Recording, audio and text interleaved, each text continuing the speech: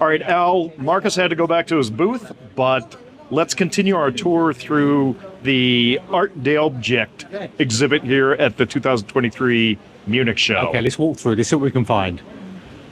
So it's typical display case. In this case, 3 specimens with 3 pictures. This is sort of normal for the show. Apart from you might get an exceptional piece, which I think we'll go into more depth. What I find amazing is, of course, the pictures. The pictures sometimes are of smaller specimens. Yes. So it's interesting to see the interpretation of something like this, which looks big on paper, but when you actually see it in the case, it's relatively small. And this is classic European minerals. You know, these pyramorphites from Germany. Lovely octahedral galena there at the back. Germany and Romania. Classic minerals. You know what I really appreciate about this exhibit, Al, is I'm familiar with a lot of the new artists out there. Yeah. But there are a whole bunch of artists that I've never heard of that we're seeing represented here. And it's a great opening, great introduction to all these new people. I mean, look at this case in point here. It's Mark Mothner. Mark Mothner. The guy who was just talking to you. Yeah. Mark Mothner. He was a photographer, mineral photographer. Yeah. All right. Let's just. I mean, I love this piece here. Look at this lovely quartz from Stephanie Behrens, yeah? And these lovely, like, growth of crystals forming in these long. When you look at the actual specimen itself, it's at the back. It's relatively small, but have captured all of those growth features on there. It's incredible. Well, to me, what's amazing is if this were just in the case, it's kind of hard to see because it's a very light crystal. Yeah. You don't see the details, but by looking at the painting, you become aware that those details have to exist. So you come back to the specimen and you look for those details. That's right. And I'll tell you what, that is different in art also, because, you know, the artists here are trying to capture the specimen as perfectly as it actually is. Yeah, it's not like an interpretation or an impressionism or something like that. The mineral art, you try to capture exactly the specimen and the color and the form. And of course, some specimens that you may think don't lend themselves well to art, when you really look closely, it brings out all of the features that you may not see initially. Absolutely. Yeah. Now, this one here, to me, is quite remarkable because you look at this and you say, wow, what a large piece this is. That's right. And look at all the features and the definition here. And then you look at the actual piece. Look at it's probably just over, about 3 or 4 centimeters tall. It's tiny at the back there. But obviously the artist's done a fantastic job. Looked at it so carefully, probably under a microscope or a loupe, to see the internal features. And this would be the exact thing where you'd go back to the painting and say, oh, and then you go back to the actual piece, look for the details. And you can see azurite itself, when you look closely, it does tend to have these tiny little cracks and infillings all the way through, which is perfectly been captured by the artist. Christopher Smith Duke, brilliant. Great job. Northern England minerals, some British minerals brought up on these really, but I love this big rig calcite here. This campylite, actually, it's not calcite, it's campylite. And that's just actually these labels have been switched. So actually, just realised that this is a dry gill mine. It's there. The Palaflat big rig calcites are there. These calcites were so good at the time when they came out. Yeah. And what I love about the mimetite, it's called campylite, which is more botryodal variety, is it's got a goethite, the black material at the back, and it just sets it off as well. Oh, great contrast. Yeah, that yellow to sit on the dark like that. Yeah. It's like those petroleum-infused matrix from the Sardinian sulfurs. That's right, yeah. And for our American colleagues, you might look at the form of that, and it's similar to some of the material from Bunker Hill in Idaho, so... And there's some of the interpretation. Look at the imagery. The same specimen. Again, that's the Smith again, Christopher Smith Duke. Lovely. And this actually looks like a photograph to me. That's right. Well, from a long way off, so photographic. It's so fantastic. And of course, capturing translucency is always difficult, like the Palaflat calcite there. You can even see some of the dispersion, the colour of the dispersion in the calcite crystals has all been, the rainbow colours has been captured as well. Anyway, there's so much to see. Just look at this beryl here from Pakistan with its like pastel color and its ribbed texture. Yeah. With no translucency, but the surface texture makes it what it is. And of course, the vessel's mine hematites are famous for their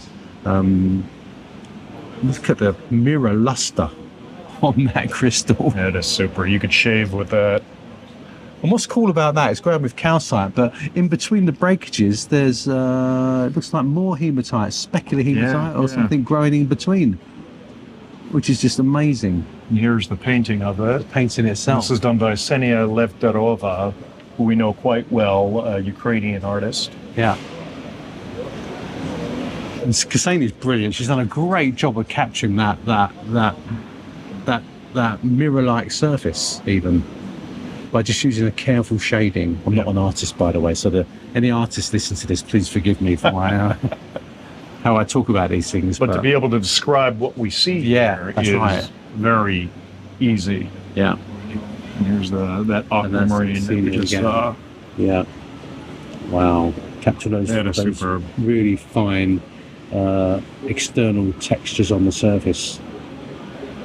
Growth features, and probably a slight amount of dissolution as well, as we spoke earlier. Again, here's another one from Ksenia. Calcite with magnetite. And in fact, what's clever here is that you can see that magnetite obviously is black, but she's also put on here the reflections from the calcite itself. So you can see the pink reflections on the magnetite crystals as well. Yep. And there's the actual specimen. It's just so cool to see. You know, it gives you a new appreciation of the specimen and also of the art itself. You know, in this enschwanning rhodochrosite, which has echoes of the snail that's so famous. Yeah.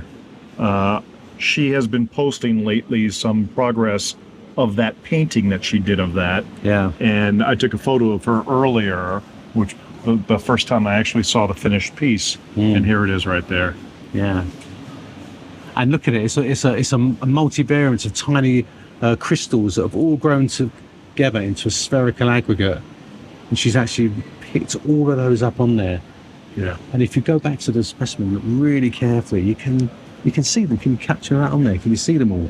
Tiny crystals radiating outwards. Excellent. That's brilliant. Superb work. Let's go over. Nice to see a meteorite in here as well. Look at this. Elm's horn. Meteorites are fascinating, just not from what they just tell us, of course, about the origins of the solar system and our planet itself, but this one, you can see it's got a surface that's been abraded as it's come through the atmosphere and superheated.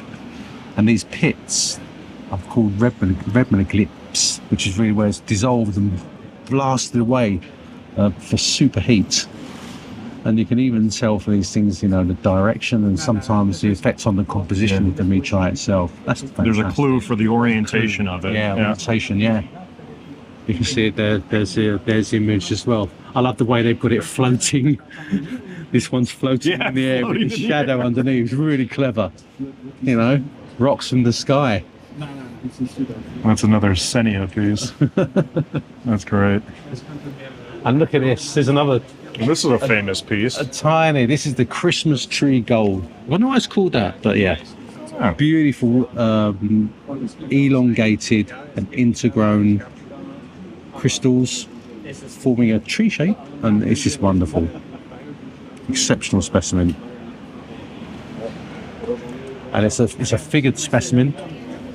So there's the picture of it by Maren Westphal.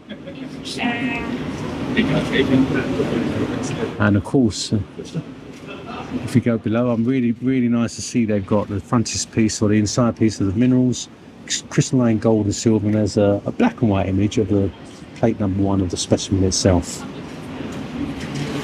That was 1886, so, you know, for its time, this would have been a remarkable, as it is now, but for then it would have been truly remarkable object. You know, and to me, that's one of the great things about this exhibit. It's not just random pieces that you've never seen before, but some are very well-known pieces like Yeah, this yeah. Christmas tree gold. Yeah, and if you do 180 degrees now, you look at this. This is a Oh, this German is museum, superb. an exceptional wire silver, famous from the Kongsberg mine. You know, the Kongsberg silver mine is some of the greatest collections you've ever seen from what's came out of the ground because it's associated with the mine itself. And through great specimens, made their ways to great museums. And then we were talking about this morning, we saw this, the thickness of the silver and the way that they are sculpted by nature, but also by humans as well. I know there's some specimens that A little bit sometimes helping. helped by bending. Yeah. There's been some controversy about some of the silvers being not natural because you can grow silver. It's exceptionally difficult to do, and you can actually tell by looking at some of the isotope work if they are natural or not. And of course, this comes from a famous mine from 1800s that silvers are known to occur in the ground there like this. But this is awesome. And then here's the associated Piece itself. painting of it. Yeah. Klaus Kaspari. 1965. Amazing. Wow. Which is great. You know, sometimes people think the artwork is done now, but you know, it's sort of revealing that people have always painted, you know, from history, minerals, and Even rocks, before photographs. things that came out of the ground. Yeah. Yeah. Should we walk this way, Brian? Of course. Let's go here. There are some exceptional finds in the mineral world, and of course, our host today has been very well invested in this deposit, and that is, of course, the famous tourmalines, the blue cap tourmalines. Cap tourmalines. Not only blue cap, it is the rabbit ears. The rabbit ears. And this was my father's #1 pick from the blue cap pocket at the Tourmaline Queen mine, and that remained in his collection as his prize reward for that pocket. And it stayed in his collection till Dave Wilbur acquired it from him in trade for, among other things, a Rolls Royce. So, Rolls Royce. And I mean, it's, you think about stories like, really, a rock for a Rolls Royce? This is truth in the pudding. So that was brought here by Joel Barch over at the Houston Museum, and it's really great to see this piece. I'm every time I get a chance to see this piece, I'm thrilled. And I read the article about by your father.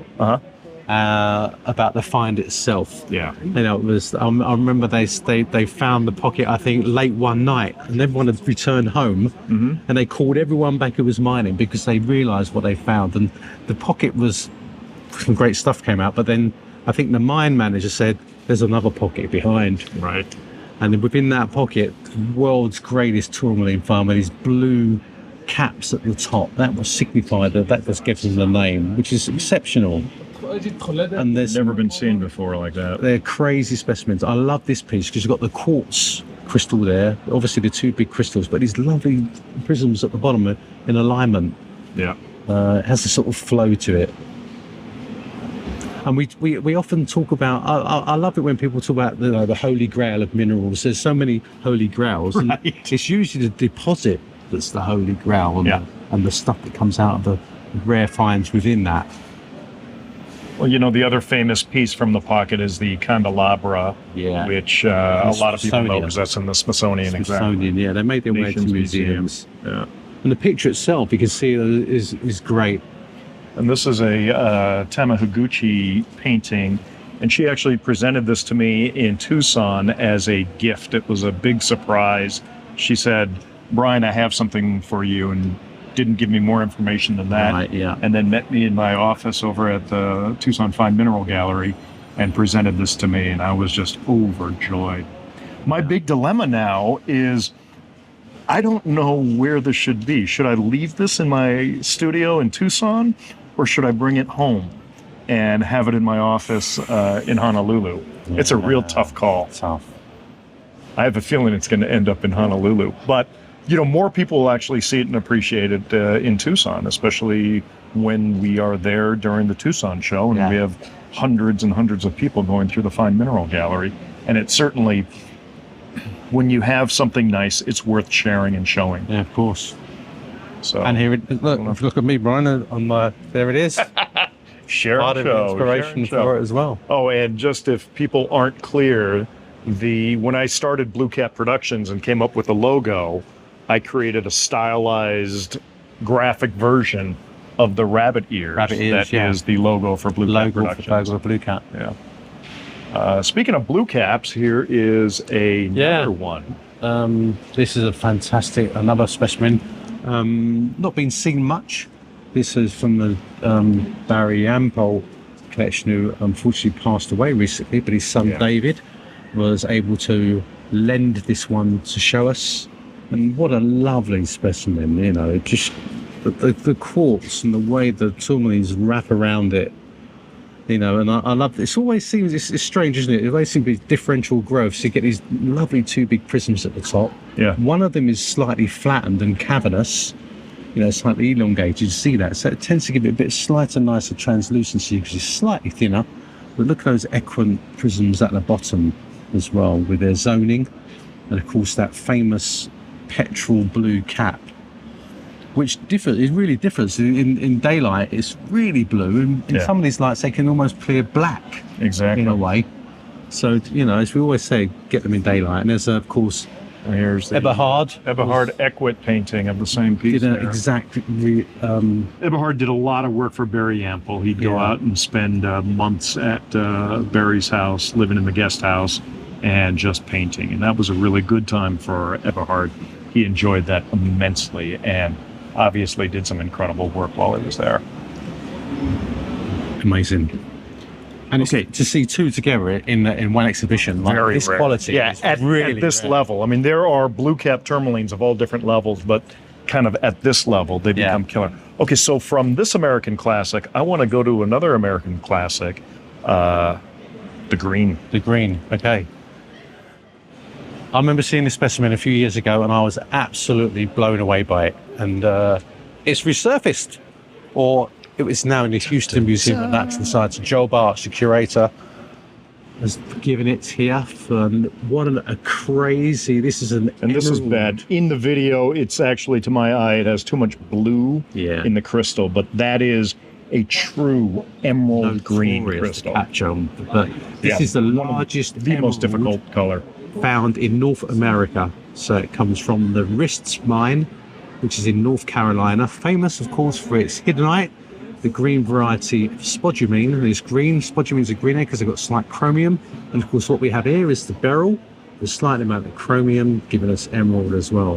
What I love about this is the way it sits, Yeah. but the association with this calcite, dolomite, these rhombohedral sort of carbonate here, slight buff coloured, and if you look really carefully, there's some silvery, dark muscovite crystals. What a combination! The crystal itself about 1,800 carats estimated. And I love that it's offset off to the right, but it's leaning towards the center. If it was perfectly symmetrical, it wouldn't have the pop, it wouldn't have the pull that this piece has. And as people see this and they begin to realize that this is an emerald from the United States of America, I think that's one of those things where people's eyes just start widening. And the deposit is really cool as well. It's sort of very schistose, high metamorphic deposit. What's interesting is the pockets can be quite big, and sometimes the pockets are only like, about a couple of feet really. But it's all usually only sort of one or two emeralds in there for each pocket, and it seems to be a closed system. They're not really sure, but it's sort of an enigma really. But also, if you look really carefully, the top of the crystal is slightly darker. Right. And they do think that the last stage of crystallization was at the top. It's elongated, so they grow lengthways, and that was it. Just soaked up the last remaining chromium and vanadium. So it's like the final hurrah. Yeah, and there's slight etching of the surface, not totally transparent. You're picking up really lovely these tiny etch pits all the way around it. I love that etching. It just makes it so unique. And if you come around to side, I love these cases. You can see the side. It picks up even more, and you can see it's two crystals in parallel alignment together, one slightly higher than the other. Yep. Again, it's just one of the world's finest emerald crystals, finding specimens Yeah. because of its association, its form, its colour, where it came from. And I love the fact that it's in a museum for all to see as well. Absolutely. It's not hidden away in some private collection. And then we have Tama again captured it in her image there, which is just great. You know, it's almost life size actually, Brian, in this instance. And again, the color is more on the blue side from what I'm seeing on the video screen right now.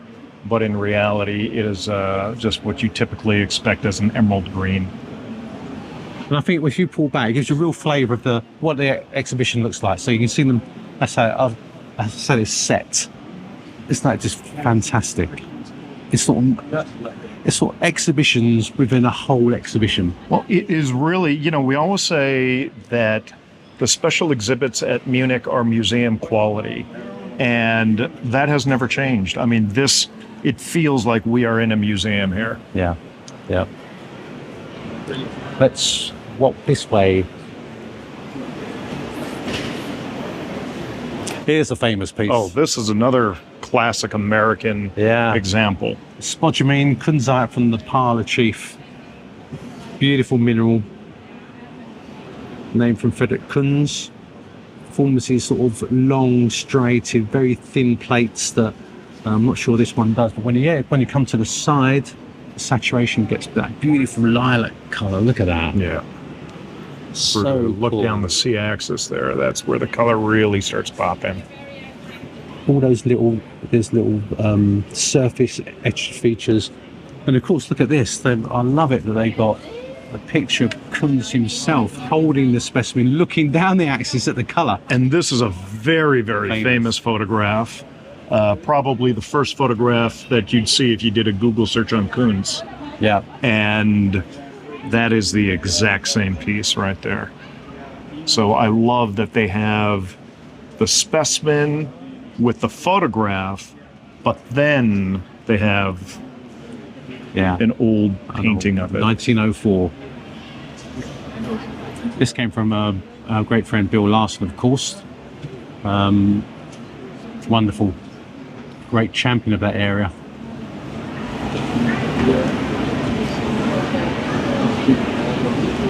It ties up the specimen with its history as well, which is just great to see.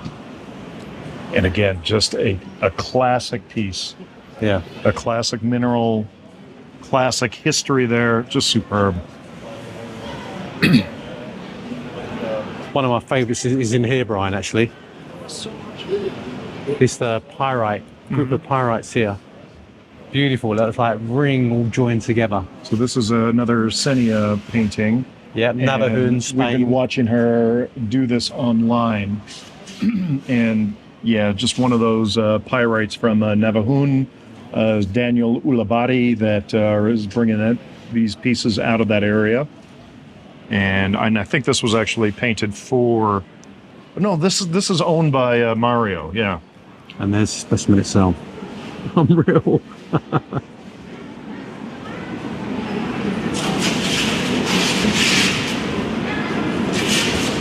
Look at that. Just a killer piece. So sharp. And again, you capture those little surface growth features as well.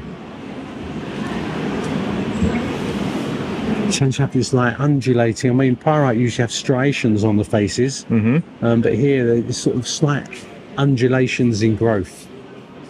Incredible. And again, going back to the painting, it's fairly accurately recorded right there. Absolutely, yeah. Hugely observant artistry, isn't it? Let's make a quick detour to the right here. There is this aquamarine spray that is absolutely incredible. Yeah, no, this is amazing. And it really is. The artwork that goes with it is equally amazing. So this is. I almost want to get to the specimen first. So we look at that, and then let's cut back and look at the artwork. Well, why don't we turn around and we'll take a look at this, while we're waiting Well, for yeah, that you, to you know, clear. the crystals from here are exceptional. But just look at the size of this aquamarine. I don't know how many carats or whatever, but you can see that it's a beautiful hexagonal prism, retains the blue colour. I mean, big crystals take a long time to form and to crystallise, and you can just see that there's visually there's not much to say about it. It's an exceptional piece, isn't it? Of course, this one's detached from its matrix, probably very heavy. But this whole exhibit is absolutely Another beautiful. Senia piece there. I think that's this one here. Yeah, Yeah, exactly. we've just seen that's the same piece.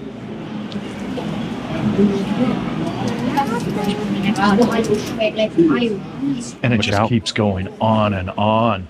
The paintings and the pieces.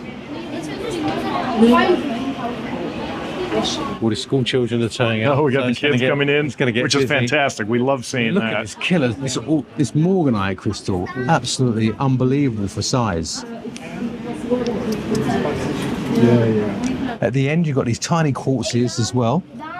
On the right-hand side, we then have, usually these are these fragmentary masses, but there's some growth texture. Look at those faces at the end here. Yeah. Superb for its size. I'm going to put my hand there and you can see what we're looking at. It's unbelievable. And there's the painting of it. Captured all the detail, the quartz at the side and the faces underneath.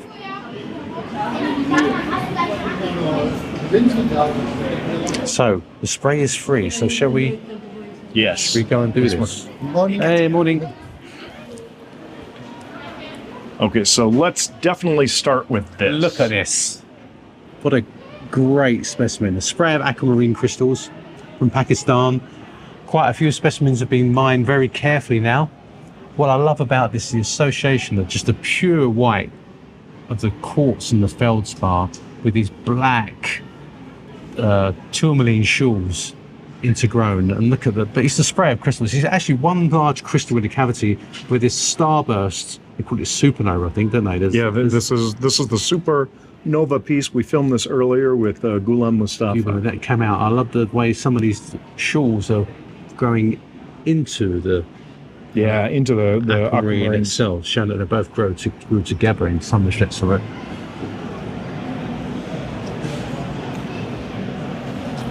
If you look really carefully, you can sometimes work out sequences of crystallization. See, the aquamarine grew around and captured some of the shoals as it grew later. But there's an artist that you can see the art for this on the left-hand side. So you see this is an interpretation. And this is another the starburst. Senia painting. Of that piece. Well, not that piece, Not that. but of a similar piece. Capturing the translucency is very difficult. It's done a wonderful job of that. I remember when this was unveiled, or it was taken out of the wrapping last night, I saw Senia standing next to this piece, and there is a adjacent piece of art that we're going to go see in a second. Yeah. And I thought that this piece that Senia painted was actually the photograph because it looks so realistic. Yeah. And the other piece that we're about to see, I thought that was the painting. And the second we go over to the other piece, I think it'll become clear to the viewers why I mistook it. And in my mistake, I was even more in awe of what I was looking at. So Let's look. incredible painting by Senia Lefterova. And this here is what I thought was the painting. But then I noticed that Katia and Leonardo Scarpelli were standing around. And all of a sudden I said, hang on for a second. If they're around, then someone did a mosaic somewhere. Yeah. And then I realized this is actually a mosaic. Yeah. So this isn't painted, is it, Brian? It's actually rock fragments and mineral fragments brought together and then painstakingly selected and put together to create an interpretation using natural rocks and minerals of the specimen itself. Just look how each piece has been selected to show a feature. And what I love is the different minerals in there. So Yeah. they've used Larimar stone from the Caribbean. This blue graded material. This pale blue with almost fibrous edges. Here. Then you've got looks like turquoise here. Mm-hmm. And really interestingly, in the centre is this duck egg blue colour, which is apatite from Norway. You know, you can't find that anymore. It's a mineral that was highly collected, you know, around the turn of the century, from Göttingen, and that colour perfectly mimics the centre of the specimen. You know, and I heard that they spent about 5 months running around the world looking for these pieces, and I asked Leonardo if he had color chips that he was referencing, and Katia told me that no, all of the colors were in his head. So as they were running around the world, and Christoph Keilman was running around with them, he had all these colors in his head and knew exactly what he was looking for. It's a perfect modern Pietragiura work in a way. So you look at the Amazonite and the quartz and the Schiller. They've used natural materials to capture that. And at the top they've got, I think it's from 2 quartzes from Tuscany, the material for that put together to create those quartz crystals. But what's remarkable is they're using opaque minerals in effect, but when you pull back, look, it's It got has translucency and a three-dimensionality. It is unreal. This is just off the charts. And I've, you know, interviewed them, and we did actually an interview with them the first year that they were here. Yeah. And Leonardo actually cuts these things by hand using a bow with a wire, and then puts graphite sand where it's making contact with the stone.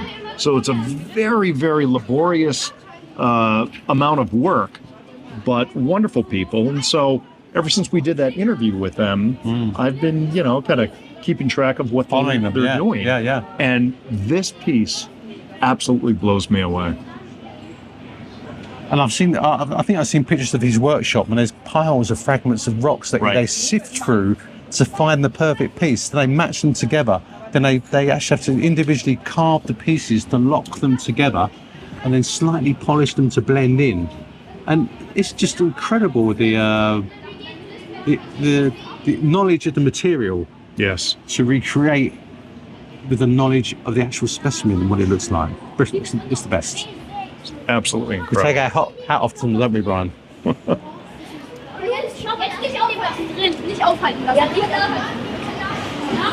And it's great to see school children here, you know, with their clipboards, searching for material, using their own eyes and observation, because that's something we need to, you know, champion, really. It's how we get more children and education into the subjects of mineralogy and art as well. You know, I predict as the weekend comes and people are off work, coming in here, this place is going to become packed. Rammed, yeah. Look at this incredible chalcopyrite at the back from China. Amazing. It's sort of something. It reminds me of the old blister coppers they used to be called, because they look like blisters. Yeah.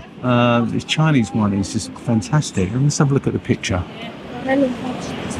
Hildegard Konigshofer. Hildegard was a fantastic painter. I think she's retired now. Right. But there you go. Eberhard Ekwit always considered her coming up to his level. Look at that. That's great. That's funny. I'm looking at this now. I'm thinking, like, what's all that pink material on the bottom right? So there must be, which I've probably glossed over. It's just some of the matrix with that resinous sort of luster as well. Can you see at the bottom there?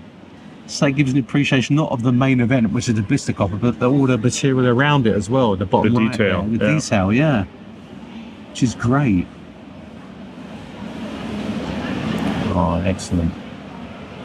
Oh, this is a lovely spray of dioptase from Namibia. That's really nice. Well, it's sort of like slightly bleached matrix. Yeah, there's some rare material in here. There's a great malachite from Rudabanya at the back. You don't see those. That's a really good one. Wow. Look at the image of it as well, Brian. And these are also Könighofer paintings, Hildegard Look how Könighofer. three-dimensional that looks. Yeah. Don't you think? She brought the shadow of the left-hand side into the crystal here. It really looks three-dimensional from where I'm standing. Absolutely.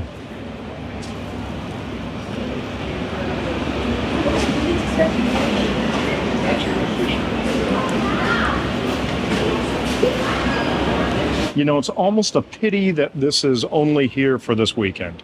Yeah. Because this is the kind of thing that deserves this is to exist for a long time. I keep thinking, like, wow, this as a travelling exhibition, It'd be superb. It'd be superb. I mean, you come from a Bring it to museum fancy, yeah. background, you see the value in this immediately. Yeah, I mean, I would love to put this in a museum environment for 2 or 3 months. Yeah. And travel it around the world to really open up, you know, the art world, the Now, mineralogy world. this is interesting because this is a piece from Harvard University Yeah. and 2 paintings of the same piece Wow. done at different times. So let's see if we've got, okay, they're both done by Eberhard Eckwit. This one was 1995. Yep. And then this one was 2000. So it was a 5-year difference. And he repositioned this a little bit. Yeah, that's because you could see inside, and you can see that that calcite in there. Whereas on this one, you don't see it as easily. So I don't know what it was. Maybe he spent more time with it and said, I want to look at it this way. But that's the actual piece right there. Yeah, so where you got it there, that's a 1995 position. And then when you come down, I think, that's the 2000. That's the lake, because I look at that circle wire in the middle that's now circular. Sure, yeah. That's the other position. That is amazing. You wonder what goes through the art. I wonder why he did it again. Yeah. I'm not understanding. It's such a great piece. It's such a great piece. I mean, German silver like that is awesome. You know, and these paintings weren't something that you crank out in a couple days. So there was a lot of time that he spent on both of these. In fact, as you say, when we are working in a museum environment, sometimes we look at the really old paintings from 200 years ago, and you can see where the specimen has suffered damage. Okay. In the past, where bits have fallen off or things have changed, and sometimes you have to look carefully, say, is it the real specimen because half of it's missing? So it's a really good historical record, some of this art, of what was seen at the time. Yeah, yep. I'll tell you what, these are great to see a mineral like Sarandite. Sarandite, right. From Canada. It's not something you see often, but it's a rare orange mineral. You don't see many wolfenites, obviously, and things like that. But I mean, like this is one of the great ones. Great ones, yeah. These 2 crystals are awesome. Mont Saint-Hilaire is one of the most species-rich localities on the planet for what occurs there. And it forms these columnar orange crystals that they occurs with zeolites. I think there's some analcime on the right-hand side, some white crystals there, analcimes. And this beautiful translucent crystal here. There's lots of rare minerals occurs at this locality. It's a sort of mineralogist delight, really. Right, right. But the Sarandites are really cool. And these have been painted together. This was Eberhard Eckwit again, yeah. This is done in and different 2000. orientation on this one. Yep. He has that main crystal standing up. Yep. But similar orientation on the top one. top And it's very interesting because when I first was looking at the 2 pieces in, face to face, I wasn't seeing so much of a color difference. You see more of a color difference in the painting. You do, yeah. But then when you go back to the pieces, you realize, oh yeah, there is quite a difference. Yeah, the right-hand crystal is much more orange, isn't it? Yes. The left-hand's got a more reddish Exactly. brown component to it. And you see that beautifully reflected here. And Eberhard spent a lot of time working with these pieces in sunlight. So even what we see here is not the same thing as what Eberhard saw. And one of Eberhard's signatures was every piece that was painted, and again, this is the original painting, this is not a print, every piece that was painted was always painted exactly at a 1-to-1 ratio. So these are life size. Yeah. Incredible. I really like to see rarer minerals elevated to their more commoner counterparts of what we consider as beautiful art. Certainly. It's amazing. Oh yeah, look, this is great. I mean, this is Yeah, we reviews these with Marcus. Yeah. And, you know, the these are garnet. just great pieces. Garnet specimen is amazing. Let's take a look at this Amazonite, Amazonite, yeah. smoky quartz. Look at these. These are great. These are from Teller County, really famous. Pikes Peak, Colorado. The Amazonite and the smoky quartz combination is just so well known. Often these sort of like the blue Amazonite is often twinned, so you get a lot of different morphologies, quite stubby looking crystals. And the smoky quartzes can also appear dark, but also translucent at the ends. Sometimes they're a sort of slight translucence to them. Beautiful crystals. But And most of these are exploded in the pocket and require extensive restoration before they're brought out. putting back together, yeah. Right. But let's take the painting of the top piece here. And, we don't have a name on the painting here. So I'm not quite sure who did this one, but beautiful. Really captured the luster of the quartz as well, you know.